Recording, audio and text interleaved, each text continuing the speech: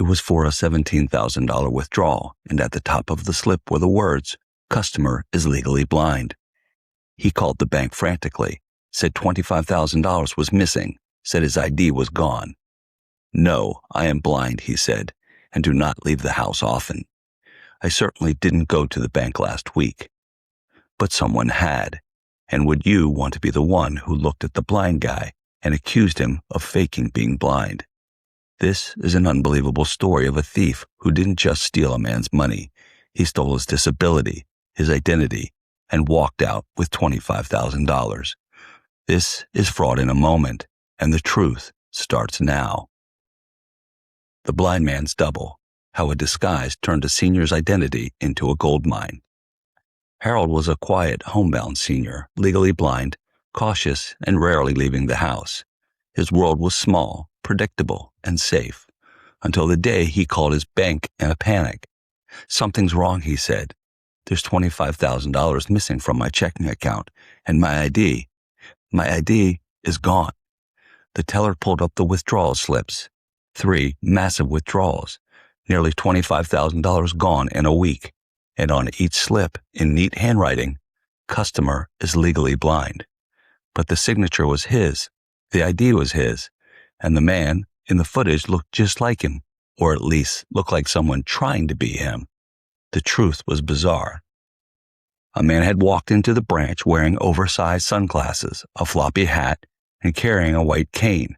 He moved slowly, deliberately, mimicking the careful steps of someone who couldn't see. He handed over Harold's stolen ID. He signed Harold's name. When the signature didn't quite match, he shrugged and said, "I'm blind. It's hard to sign perfectly." And no one challenged him. Because who wants to be the person who points at a blind man and says, "I think you're faking"?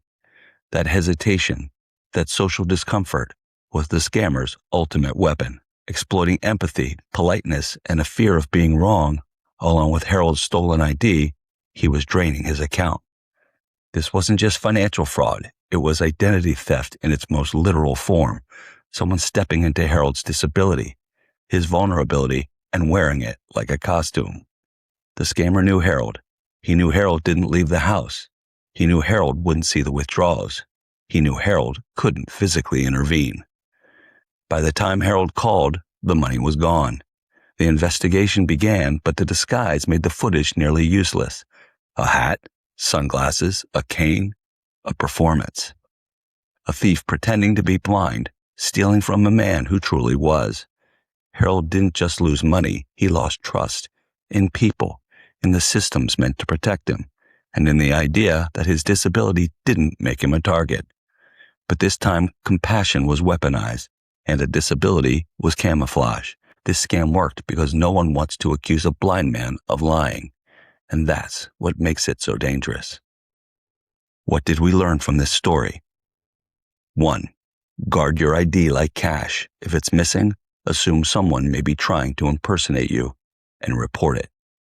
2. Large withdrawals should always trigger verification. Ask your bank to place limits or alerts. 3. Banks can add extra protections.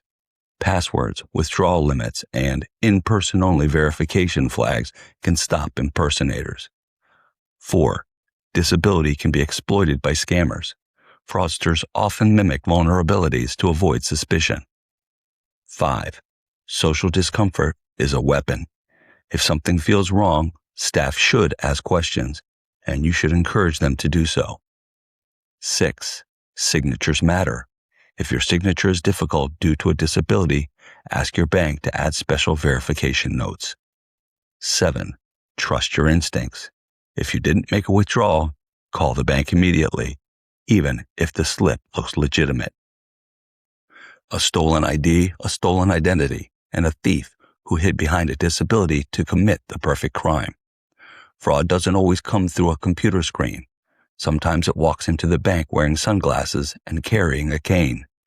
This scam succeeded because good people hesitated, because empathy can be manipulated and politeness can be exploited. If something feels off, speak up. Ask the tough questions. Fraudsters count on silence. This has been Fraud in a Moment, where we expose the schemes hiding in plain sight and give you the tools to protect what's yours.